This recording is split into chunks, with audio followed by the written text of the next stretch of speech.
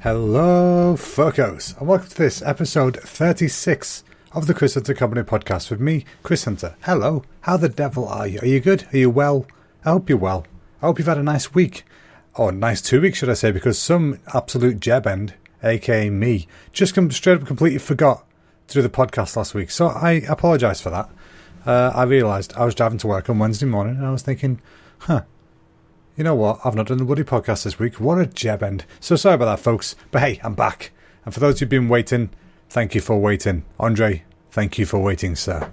I hope you've been well. What have I been up to? Normally, I'd start by talking about the burger that I had this week. But because we had a 2-week gap, I will tell you last week I didn't have the special burger. We had an afternoon tea again, which was amazing. We weren't supposed to have it again anytime soon because it's a lot of food. But, we thought, fuck it. Charlie's mum wanted to try it. And we thought, whilst we're all free together at the same time, let's go get it together. And it was so nice. Oh, it was perfect, guys. Get it. It's bloody good. Dark Side of the Spoon. Killing it again. Killing it. That was amazing. And then this weekend, we did get the burger. We had the Blues Brothers burger. Now, I almost didn't get it. Not because it was bad, but because it had blue cheese on it. And I'm not a fan of blue cheese. But I thought, you know what? Andy's never let me down so far with the flavours. Even if I don't like the flavours on it, he somehow makes it tasty. And that is the truth. That is what happened. It was quite delicious. It had like a blueberry reduction, whatever you want to call it, saucy compote. I don't know what you call it, but it was really nice. That was on it. It was a double burger, cheese and bacon. And a bit of blue cheese on the top and a bit of the blueberry juice. Blueberry sauce. Either way, it was bloody tasty. I would have it again, so that's a good sign, isn't it? Let's see, what else? I've been playing a lot of Battlefield 1 recently. I don't know why, I've just really been in the mood for it. And I saw that because the release of Battlefield 5 was put back by a little tiny bit, like a week or so, I think. They've given everybody a free premium pass at the moment, which is great because that's the last game they're going to do premium pass for, apparently, by the looks of it. And I missed out on a lot of levels in that game because they were locked behind the pass, which isn't cool, man. Attention game devs, don't lock your shit behind premium passes. They're not cool. So I'm glad to get that because that means I can play a bunch of maps I've never played before, use weapons I've never used before, and it's cool. I love the game and I love the history of it, and I've even been listening to Dan Carlin's Hardcore Histories, which I think I've recommended to you guys in the past before. I've been listening to it in work, and I'm listening to a series at the moment that he did called The Blueprint for Armageddon, and it's a 6-parter, and each part's like 3 or 4 hours long each. It's long ass podcast, but it's talking about the build-up of World War One and the events of it, and it's really, really good so far. I'd definitely recommend that to you folks. So I've been playing Battlefield 1, been in the mood for World War One type stuff, and it's just fascinating. I like it. It's a good game. It's really hard, but it's a kind of game it's hard, but it's not like, oh, I'm getting really annoyed, I'm going to stop playing hard. It's just hard, like, oh, I'm a bit shit, let's get good. The get good bit hasn't happened yet, but it will. Don't you worry, it will. But speaking of old shit and stuff like that, I heard an interesting fact the other day, which I was a bit surprised about, to be honest. Like, the way people over 100, it's pretty rare, isn't it? You think, oh, there's only a few of them knocking about. I heard a statistic the other day that apparently, like, somebody over 100 is called a centenarian. Something like that. Centenarian. They've lived past a century. Centenarian. Well, in Japan, right, they're all old buggers over there. There's... Right, have a guess how many centenarians there are in Japan, okay? I'll give you 5 seconds. Bing, ding, dong, bong, ding. Oh, that's too long, but still, have a guess. It's not what you think it is. I thought there'd be maybe 100, 200. Nah. There are 69,785 centenarians at the moment in Japan. That is a record. That is insane. I had no idea it'd be that many. And nearly 90% of them are women. So, guys, chill out, you know what I mean? Whatever you're doing, it's fucking your life up.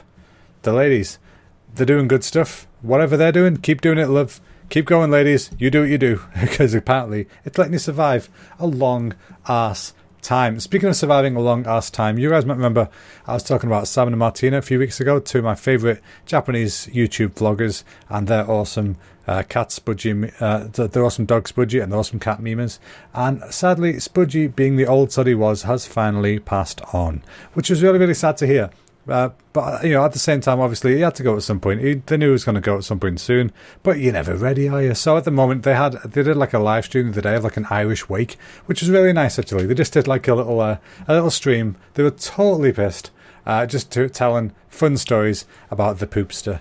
And it was just nice to have a proper little send-off like that, what else have I been up to? Oh, I've been watching a show, right, on TV. It's not the kind of thing I would normally watch, but I was intrigued by the concept. I've been watching a show called The Circle. Have you guys been watching this? It's on Channel 4, I think. The idea is, it's kind of like, what is it like? It's. I want to say it's kind of like a Big Brother type thing, but it's not really. But it's based around a social network. So what they do is they have, like, I think it's 8 people in an apartment. And they can only communicate via this social network called The Circle. And so it speaks to each of them. They can do private messages to each other. They don't know who each other is. They can see pictures on the profile and stuff, but they don't know if they're real or not. Like, they could be getting catfished or whatever. They never actually meet unless one of them gets kicked out and then they can choose to meet somebody else. It's been a good show. Normally, as I say, I wouldn't watch it. There are some people on it. Like, there's a person on it who I think... How have they survived this long without somebody killing them? Like, really? A guy called Freddy on it, and he's just insufferably annoying. And this has come from me, okay? I know I'm an annoying prick, but my God, this guy is next level. Like, have you ever been in the same room as somebody or been listening to somebody talk, and as soon as they say, like, a half word, inside you're just screaming, just shut the fuck up. That's all you can think to say. Well, that's how I feel about this guy. But yeah, I'd say watch the show, though. The show itself, it's quite cool. It keeps evolving. It keeps changing to what I expect. So I'm curious to see what happens with it. I think it's got a few weeks left, but I'm not really certain what the plan is for it. But yeah, it's cool. What else has happened? Oh yeah, this week, sad thing happened in the games industry. As you guys probably know, I make video games as a living. That's my job. So I'll try and keep in the loop. But Telltale Games, who make the Walking Dead series and a bunch of other series of awesome games, have sadly gone. Telltale Games have gone under. And the worst part is, the company it's got rid of all the staff. I think it's 250 staff are now completely gone. But there was no severance pay. There was nothing. Absolutely nothing. And the game, apparently, they're keeping a skeleton crew on, or they're asking people for help to finish the game because people are complaining about it not being done yet. But there's 250 people just out of a job. Can you imagine suddenly being out of a job? You get no sort of severance pay, no nothing. So those guys, they've got rent to pay, they've got mortgages to pay, they've got families to feed. They can't do any of that. So I think rather than focus on being able to get the game finished, fuck the game, pay your staff. It's ridiculous. So yeah, that's my little rant. I was really annoyed about that when I saw that. I thought Telltale were better than that. I really did. But it just shows you've got to be really careful when you're working. I mean, to be fair, at least in the UK, we have some kind of things in place, so that kind of stuff can't just happen. Whereas I say can't just happen, it can, but it doesn't. But I think in places like America and whatnot, there's zero job security. You can go in to your job tomorrow and the boss can say, oh, you're sacked. No reason, no nothing, they don't need to give a reason, just you're gone, bye. And that's it. So, I'm kind of lucky in that sense. I don't know, I need to look at the laws of how they are in Japan for when I go and work there, because I'm curious. But at the same time, what am I going to do? I know I want to live there, so I've got to do whatever the law says. Anyway, yeah, so sorry to hear about that, all the guys at Telltale. I hope you all fall on your feet, you find something to get back into as soon as possible. I've tried sharing a few links and things, which, by the way, I saw someone yesterday and it kind of bugged me. They tweeted saying something about it's kind of insensitive to be sharing job posts and stuff straight away when people have just lost their jobs and they're sad. Like, how's that insensitive? It's trying to help in some kind of way. Because, yeah, you don't want to be applying straight away to somebody else, but at the same time, yes, you do, because you've got bills to pay. But anyway, I don't want to get annoyed by that. So, folks, I'm going to have a quick minute. I'm going to have a sip of me orange juice, and I'm going to go to the advert. So we're back in a moment. Catch you in a second. Are you tired of messages arriving instantly to the recipient? Would you rather it take a while to get there, so that they can have some time to anticipate what it might be and muster up the correct emotions? Well, what you need is an Aiden Bunnygram. For just £7, you can have Aiden from The Circle appear at your doorway doing a little bunny hop and smiling while saying any of the following phrases. What the fuck? I love pot noodle. Or no way! Call now and we'll even throw in a spinning pot noodle fork from 1998. Alright folks, so on to the real advert. So this was for the lovely Bazookoid. So do you like video games, board games or card games? Do you like geek culture and you want to hang out with other people who share the same passions as you? Well, if you live near St Helens or the surrounding areas, then you're in luck. Bazookoid is a brand new geek and gaming lounge located in St Helens Town Centre on Clawton Street. They've got everything that your geeky little heart could ever desire. There's games, food, drinks, events, you name it, they've probably got it. So head on down to Bazookoid and have yourself some fun out of the sun. And I'm back. So I had some friends come visit on Saturday, I think it was Saturday. It was really, really nice to see them. They are sadly heading off, well, not sadly for them, they're really happy for them. They are heading off to Japan. To live, they're going there to live, which I was so happy for them, so super happy for them. They've gone now. They've not moved to Japan yet, but they've moved to one of their parents' houses, DSF, until they can get everything together and move over. But it's a massive move. I'm so proud of them. They're moving to Kyoto, of all places in the world. They're moving to Kyoto. I don't think it's set in properly for them yet. I was chatting to them whilst they were here, and you can tell it kind of doesn't feel real to them yet. And they know it is real. Obviously, they know what's going on. They know the deal, and I can see. Like, I'm thinking when I'm in that situation, which will happen soon, hopefully. I get why they would be anxious about it, because they're at the stage now where they've finished the last job, and we haven't started the new job yet. But they have the job. It's just they need to sort out how they're going to get there, how they're going to fly, where they're going to live. They don't know where they're going to live yet, because one company said, we're going to get you an apartment. The other company said, we'll get you an apartment. It's like, oh, whose company is doing what? And I get that it's going to be very confusing for them. But at the same time, I know they're going to do great. I'm so super proud of them, and I can't wait to see them again. But this time it'll be over the water, over there in Tokyo or Kyoto or whatever. You know what I mean? I'm looking forward to seeing them again. It's going to happen. It's exciting times for them, and it's got me in super overdrive mode to get my shit together, to get myself learning Japanese, to get ready to go at a moment's notice. Not that I can go yet, because I've got to pay stuff off and whatnot. I've got financial responsibilities, sadly. I can't just say I'll go tomorrow. If I could, I truly would. But I've got stuff to pay off and whatnot, and things need to happen before I go. I need to get married, for example. I can't wait to do that. That's going to be amazing. It's just a case of when, But still, within a couple of years, I'm hoping we'll be over in the old Nihon. You know how it is. Speaking of which, we're going very soon, and I'm crazy excited. We're going to be there for Halloween, and I can't wait. I saw a video the other day, because I heard that the place to go, or the place to avoid, depends which way you look at it, in Tokyo during Halloween is Shibuya. The big famous Shibuya Scramble, the big crossing with like 3 million people a day cross it or something daft like that. Well, apparently on Halloween you go there all dressed up in your costume or whatever. So I thought I'd look it up. I'd look online, look at some videos of what's what people do when they're there, what they're wearing and stuff, and what are you wearing? I don't mean that kind of video. I mean just what costumes they got on and stuff. And it was sheer pandemonium. I mean, if you guys have ever been to a gig, like a sold out gig, and you're at the front row or towards the front of the crowd, right in front of the stage, imagine being that busy, but as far as you can see. And that is not an overestimation. That is not an over-exaggeration, should I say. That is what I saw. It looked insane.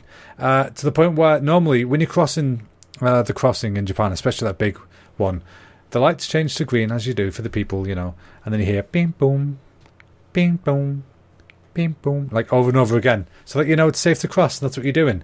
Well, there's that many people there, and it's that loud that you cannot hear that at all. So instead, what happens when the lights change, which is like every 90 seconds or so, they've got police lining the zebra crossing, and they have got crazy loud whistles, and instead they use them, and it's absolutely fucking nuts. I couldn't believe it, how drastically, how many more people were there than I was expecting.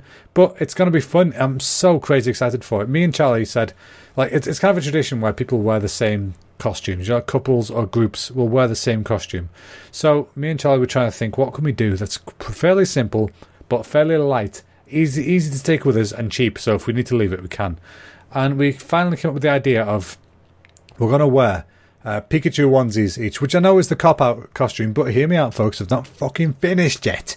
We're going to wear Pikachu onesies, but we're going to customise them so that it's Pikachu wearing a costume, because at the moment there's loads of plushies in the Poké Center and stuff like that in Japan where they have Pikachu dressed as other Pokemon. So I'm thinking we could do something like that, get them.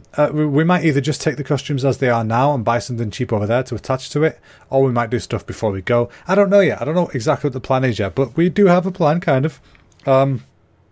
Speaking of which, I need to buy some mics tonight. Once this podcast is over, I need to buy myself a couple of mics, because we're going to be vlogging the holiday, like, properly, hopefully. We took the camera last time and we didn't get it out once because we were just enjoying it so much. It was our first time, we didn't get time to focus on making videos and stuff. We took a shit ton of pictures, but this time we're going to do videos as well, and we're going to do it properly. So I'm going to get the mic. I was going to get an audio recorder as well, but I figured I'll try it with my phone first, because these lapel mics will work with the phone, unlike the one I've got. So I figured I'd try it with the phone. If I don't like the quality the phone does, I'll get an audio recorder. But we should be alright for now, I think. I think it's going to be good. I'm really excited about it. And I saw something the other day in a video which I really want to try. And I'm hopefully going to make a video about myself. There is, in a place that we walk past every single day, there's a cake that looks like a bowl of ramen. Like, it generally looks like noodles, and it's not. It's cake. It's madness. I'll have to show you in a video. You'll see. Look, come back in the future. Look at the videos. You will see what I'm talking about. It's ridiculously good. And I've got like gyoza that looks like apple pie. And gyoza is normally like little pork dumplings. Interesting fact, this place is next to a donut shop, which is called Jack in the Donuts. To which every time I walk past that every night and I just look at it and go, no, I will not Jack in the Donuts. That is rude. That is not how you fill it with custard. At least that ain't custard, baby. That ain't custard, baby. That's daddy juice. Don't ever call it daddy juice. That's disgusting.